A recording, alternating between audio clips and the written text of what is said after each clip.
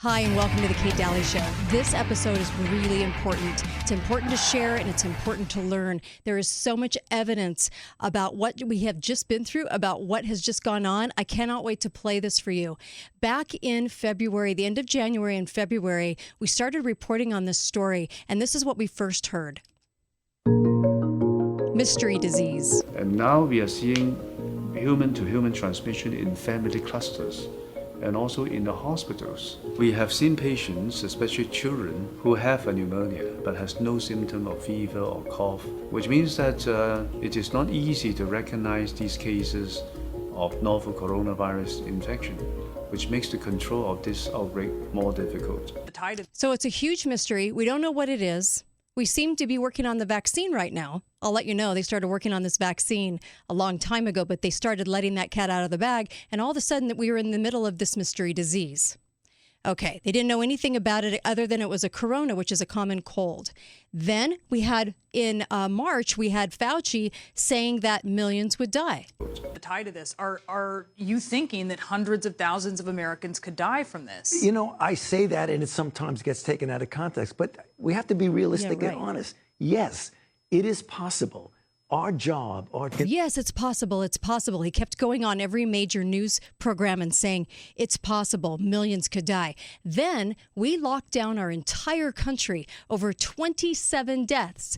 Not 27,000, not 27 million, 27 deaths. Here you go. States, we continue to have new cases. As of this morning, there were 712, I believe, with 27 deaths. Guaranteed by the time of this evening, that's going to be up, and there'll be several more. Jeez Louise, we actually locked down our nation for that. This was the second week of March, and they were more than happy to do this. It was insane. On the other side of this, doctors were told something that was a lot different. Doctors were told that it was such a mystery, but they didn't, the CDC gave them the course of direction for this, and they were a little astounded because they weren't giving them much. Here you go. And so when I was in the emergency room in March and I was waiting for my first COVID patient, wondering, what am I going to do if someone comes in here dying of COVID? Because there is no approved treatment. We haven't been even given an offering of something that we could give to patients. We were told, just try to keep them alive with a ventilator, and 90% are going to die. That was not acceptable to me. The CDC should be the final answer on every disease. They're the Center for Disease Control. It has tons of funding, lots of research, and so we assume that they know more about the diseases than we do. Than anyone else. Right. And the only thing that they're mandating is late-stage treatment. Is that correct? Well, the bottom line is we're told that the only treatment plan is standard. Now, Was late stage. Why were they just telling him to put him on a ventilator? It's so third world. You don't have any other course of action. If it's in the lungs and it's in a coronavirus, we know plenty about this. But they acted like we didn't know a thing. And so they said, put him on ventilators. The very thing that makes over 90% of the people die, when you put them on a ventilator, it takes over the breathing. And that's what they were telling the doctors to do. Luckily, this doctor, Dr. Richard Bartlett, came out in Texas and said budesonide is what he was using. It was an asthma steroid, and people were fined in 48 hours. But they were only told to absolutely just put him on a ventilator. And then we came to this. This is Fauci in March on 60 Minutes talking about masks. United States, people should not be walking around with masks. You're sure of it? Because people are listening really No. closely to this. Right now, people should not be walking. There's no reason to be walking around with a mask. When you're in the middle of an outbreak, wearing a mask might make people feel a little bit better, and it might even block a droplet, but it's not providing the perfect protection that people think that it is. And often there are unintended consequences. People keep fiddling with the mask and they keep touching their face. And can you get some schmutz sort of staying inside there? Of course. But when you think masks, you should think of healthcare providers needing them and people who are ill. Now, if you go to post that now, they say it's false information because he said it so long ago. Really? He said it in March. Anyway, he knew, everyone knows, doctors know that they only wear them in emergency rooms for a reason. When you're sick and you visit the doctor, the reason that they never had him on visiting with sick people all the time is because we have an immune system. Fauci doesn't mention that. And nobody mentions that this year, but we do have an immune system. All right. So then in April, April rolls around, we're in this lockdown. Every state's in this lockdown, and they start doing some different things with saying this is a case and this is a case and this is a case of COVID because the case numbers keep rising. So this is awfully strange. Here we go. Here's Illinois Health Department talking about the fact that they're kind of just including everything. In hospice and had already been given, a few weeks to live, and then you also were found to have COVID, that would be counted as a COVID death. It means that even if you died of a clear alternate cause, but you had COVID at the same time, it's still listed as a COVID death. So everyone who's listed as a COVID death doesn't mean that was the cause of the death, but they had COVID at the time of death. I hope that's helpful. That's why the numbers kept going up, because I was curious about that. I was thinking, wow, how could that be? And then Debbie Birx came out and said the exact same thing. So I think in this country, we've taken a very liberal approach to mortality. There are other countries that if you had a pre-existing condition, have a heart or kidney problem, some countries are recording that as a heart issue or a kidney issue and not a COVID-19 death. Right now, we're still recording it, and the great thing about having forms that come in and a form that has the ability to mark it as COVID-19 infection. If someone dies with COVID-19, we are counting that. Oh, okay. We're just counting everything because that's what we do. That's what we do here. Great. The cases kept going up, but they're including everything. Heart disease, falling out of an airplane, anything that you could possibly die from. It's now COVID. All right. So then Dr. Buttar, I love Dr. Buttar. Dr. Buttar did many, many videos, and he explained why we wear the mask, because everybody's walking around in April with a mask on. Everybody. And they're shaming and virtue signaling and all kinds of stuff. Really, you should be wearing an N95 mask if you're really serious about masking up. But they decided that the cloth paper mask would do. Dr. Buttar says why surgeons wear them and why we're not supposed to wear them every single day. Here you go. When a surgeon wears a mask or a nurse wears a mask, is it because they're afraid that they're going to get something? It's so that the surgeon, if he's drooling or spitting or coughing or sneezing, in the surgical doesn't field, sneeze or cough or spit or drool into the surgical field, into the sterile field. Right. That's, pretty much how it goes for history here. For the last century or two. But we changed it up, right? Everybody's wearing a mask now. Then there was a lot of attention on the testing, PCR test. And people started asking questions. What test are we giving? We're giving the PCR test. Well, the PCR test inventor, Kary Mullis, he actually was on video before his strange death a year ago that happened while he was very young, just strangely. He invented this test, and he said it is not supposed to be diagnosing anything. Gee, I wonder why all the numbers kept going up in April. I don't think you can misuse PCR. No, the results, the interpretation of it. If they could find this virus in you at all, and with PCR, if you do it well, you can find almost anything in anybody. It starts making you believe in the sort of Buddhist notion that everything is contained in everything else, right? I mean, because if you can amplify one single molecule up to something that you can really measure, which PCR can do, then there's just very few molecules that you don't have at least one single one of them in your body, okay? So that could be thought of as a misuse of it, just to claim that it's meaningful. It doesn't tell you that you're sick, and it doesn't tell you that the thing you ended up with really was going to hurt you or anything like that. That's what it's not. Good. Okay, I'm glad that the inventor of the PCR test let us know that the PCR test doesn't really actually diagnose anything. They can take one cell out of billions of cells in your body, amplify it, and say you have X virus. We all have virus in our cells. We always have. And so this was very interesting information coming from him, the inventor, who died mysteriously right before this all happened. Wow. Then on top of that, we get to the Redfield. I think this is the Redfield clip. Here we go. That the issue that I was talking about being more difficult, is that we're going to have two viruses circulating at the same time. This spring that we just went through, February, we had a benefit of having the flu season ended. I'm sorry, the flu season just ended in February for the first time in history. This is Redfield, director of the CDC, on the White House steps saying this. It just ended. It just ended. That's it. So we could use all our flu surveillance systems to say, whoops, this is coronavirus. So they just marked everything corona. That makes sense. So they took everything that was flu and marked it corona. And then this is his warning for the fall. Next fall and winter, we are going to have two viruses circulating. And we're going to have to distinguish between which is flu and which is the coronavirus. And so the comment that I made, it's more difficult. Doesn't mean it's going to be more impossible. Oh, gee, I wonder if we're coming up on that second wave of flu, because the flu numbers started going down. They weren't even counting them anymore. COVID's going up. Why is that? So over March and April and May, all of a sudden we just have this huge influx of COVID. And he said so. He said it was because they were actually just marking everything COVID.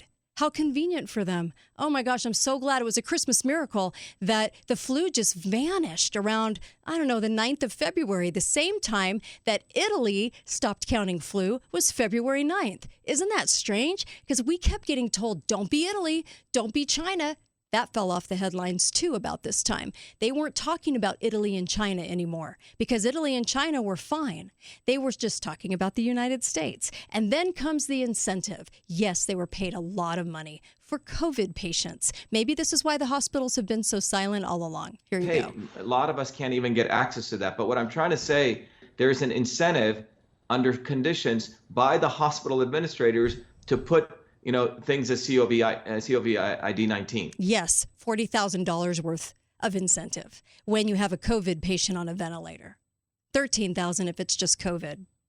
That news started coming out as well in the summertime, and it was really, really damning. And then we have this clip. The new case definition. So for confirmed case, it stays the same. You still just need PCR. But now they've added a probable case definition. Ooh, what's that? So that still gets counted towards the case count. It's different. It's not confirmed. It's probable, but it's still a case. Oh, how do you keep virus going in the summertime when you don't have virus in the summertime? Oh, that's right. You switch it, says Texas Health Department. You just kind of just include anything that's probable. You go, hey, it's probable. Must be COVID. Debbie Birx is probably all over this. COVID, everything's COVID, everything, all I see is COVID, like I see dead people, I see COVID. That's all we were seeing. That's all anybody had. In fact, they weren't even going to the hospital for anything else. Crazy, right? I think it's really crazy and deceptive all at the same time. All right. And so then that was the Texas Health Department. Here's the WHO saying, oh, wait, healthy people, why are you wearing masks? Because asymptomatic people, they can't give you anything. It still seems to be rare that an asymptomatic person actually transmits onward to a secondary individual. Huh. Oh, yeah, that's really rare because it hardly ever happens in history. We have healthy people masking up. Is the entire nation, did they just become frail and weak all at the same time? Back in January, they said 24,000 people died of the flu. Nobody batted an eye. Nobody cared. And then all of a sudden, you had even one case in an entire community, and the entire community went on lockdown. Lockdown measures, mask measures. Mandates are still not laws, but they're pretended to be. And we had a whole nation whose economy was hurting, and all this other information started coming out. Let me tell you what was coming out. In fact, let me bring you to the solution. The solution from day one was this vaccine they wanted to give us. For a cold virus? They've never done that before. Why are they doing it now? But lo and behold, it was only the vaccine. Well, guess what we found out at the end of the summer? That we had a little problem with the vaccine patents. In fact, the CDC is the vaccine patent manufacturer. Here you go. In 1999, patents on coronavirus started showing up. In 2003, the Center for Disease Control saw the possibility of a gold strike. And that was the coronavirus outbreak that happened in Asia. Now, by the way, let me just tell you right here, remember the inventor of the PCR test? Had you taken the same exact PCR test that you're taking now in 2004, you would have had SARS. Isn't that amazing? The test is so versatile and flexible.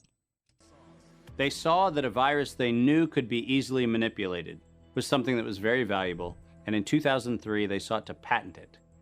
And they made sure that they controlled the proprietary rights to the disease, to the virus, and to its detection, and all of the measurement of it. We know that Anthony Fauci, that Ralph Baric, that the Center for Disease Control, and the laundry list of people who wanted to take credit for inventing coronavirus were at the hub of this story.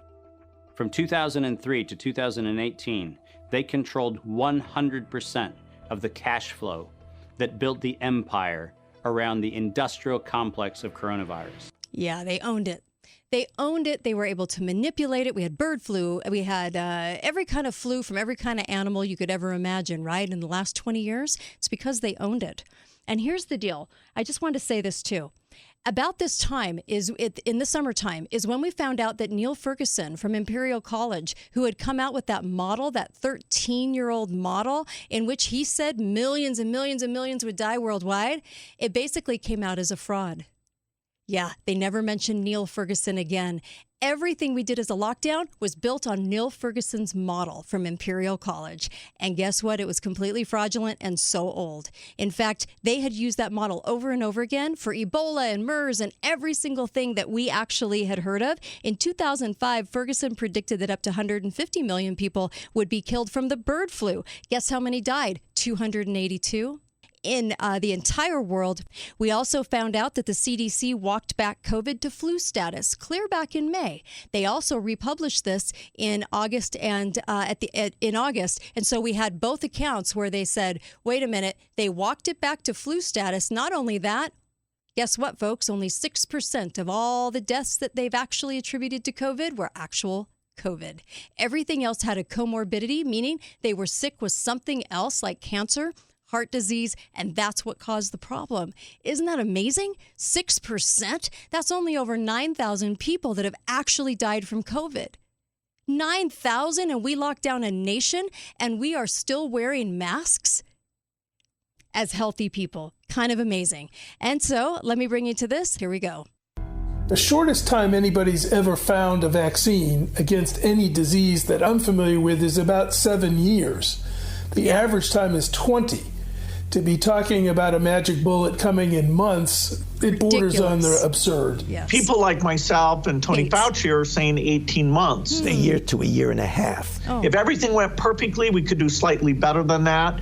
But there will be a trade-off. We'll have less safety testing than we typically would have. And so governments will have to decide, do they indemnify the companies and really say, let's go out with this? Bill Gates is even warning us, hey, the only option, not your health. No one talks about health or immune system. Immune system's located inside the body, not in a paper mask. They never talk about health, and they never, ever talk about anything other than the vaccine. So the vaccine is the only answer for a cold virus. They've never had that before. But this was the only answer from Gates and Fauci who works for Gates, right? And so you have his company, Gates's company, who owns the patent on coronavirus, on the COVID vaccine. The COVID vaccine says common cold in the wording. Common cold. I thought that was fascinating. And also, Gates is also warning, safety, we're just pushing this thing out. So guess you get what you get. And then that refers back to the PERP Act. We had an act that passed that absolutely just gave total liability to us. The government doesn't take any liability. Listen up. COVID-19 vaccines is they fall today under the PrEP Act, which came into being after 9/11 and after an anthrax scare. And this law gives virtually blanket liability protection. It's basically impossible to get any kind of compensation if you're injured. So people need to understand that if you take COVID-19 vaccines, you are absolutely on your own. Yeah, you take it at your own risk, and it messes. It's an RNA vaccine. It's brand new, and they've never, ever really tested this on a large group of people. The ferrets that they gave this to died. You know why? They went into hyper overdrive autoimmune, which means that their body just couldn't stop, and it was like, running like tires in mud.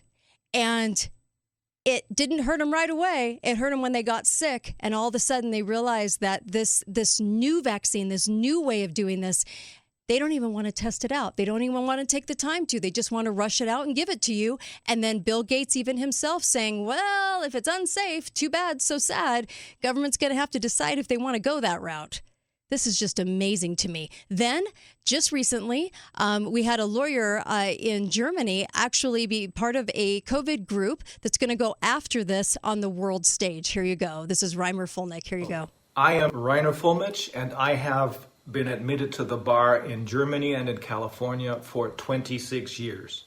I have been practicing law primarily as a trial lawyer against fraudulent corporations such as Deutsche Bank, formerly one of the world's largest and most respected banks, today one of the most toxic criminal organizations in this corona crisis, according to all we know today, must be renamed a corona scandal. Wow. And those responsible for it must be criminally prosecuted and sued for civil damages. On a political level, everything must be done to make sure that no one will ever again be in a position of such power as to be able to defraud humanity or to attempt to manipulate us with their corrupt agendas. And for this reason, I will now explain to you how and where an international... Isn't that amazing? He's talking about his international group going through this and saying that we are going to sue now. We're going to sue and we're going to make them liable for doing this to the world. And then last week, Dr. Scott Atlas, because Fauci was fired clear back in April, he's doing all of his own marketing of his interviews. He hasn't been seen with the president at the White House since April. So Fauci's on his own. Don't let him think don't think for a second that he is representing anybody but himself. But Scott Atlas actually is the White House person in charge of coronavirus. And this is the damning words. These are the damning words that he had to say about the public health department, meaning the CDC. Here we go. Committed. I can say this. History will record the faces of the public health expertise as some of the most sinful, egregious, epic failures in the history of public policy. They have killed people with their lack of understanding and their lack of caring about not just the impact of cases of COVID-19, a virus that the overwhelming majority of people do well in, notwithstanding, of course, we're not underestimating 200,000 Americans who died. That's tragic. But these people have been a gross failure because they never cared to consider the impact of the policy itself. And the policy itself has been a complete epic failure. And honestly, some people say a crime against humanity. A crime against humanity. You got that right. 200,000 deaths, honestly, in years where we've had up to 260,000 deaths from flu and respiratory, honestly, is not very high. The success rate, recovery rate success rate, in which you probably wouldn't feel a thing, and maybe sick for 3 days, is 99.8%. That's huge. The numbers just came out. It's 0.02% even have an issue with this. Around the country, and for months on end now, they've been saying only 15,000 people in the entire country, this is the WHO, on worldmeters.com, have been saying only 15,000 people are even considered serious. That doesn't even mean they're hospitalized. So hospitals are not overrun. The CDC came out and said only 6% of the deaths, 6% of the deaths are coming from COVID. Everything else is something else. And we've heard them admit to this as well. This whole thing, this whole year, and the implosion of our economy was all built on lies. It was all built on lies, with the only solution from the very beginning of a cold virus being a vaccine. And they're going to keep the masks on, and they're going to keep this going until that vaccine comes. And then they're going to force the vaccine. Ask yourself why that is. What is in that vaccine that they're desperately wanting to give you and your children? And they have 300 more in the works. The CDC partnered with Bill Gates years ago, and the two of them have been very, very busy in the vaccine department for a reason. They make a lot of money, and they can also put things in those vaccines that can be used for data, all kinds of reasons. I wanted to leave all this with you because I wanted you, there was so much evidence that I actually had to pick through and find some of the more damning pieces of evidence in their own words, but there's so much more. There's so much more here, and there's so many articles written. there's a lot of homework for you to do. And when you have this many accounts of information coming out that takes away from what you're being told by mainstream media, you need to think about it and you need to do some research because there's some very strong sides at play here. Thanks, you guys. Subscribe below and go to katedalleyradio.com for all the rest of the podcasts on all of these things, which we've expanded on basically every show since about the end of January, February. So make sure you go to katedalleyradio.com. Bye, you guys.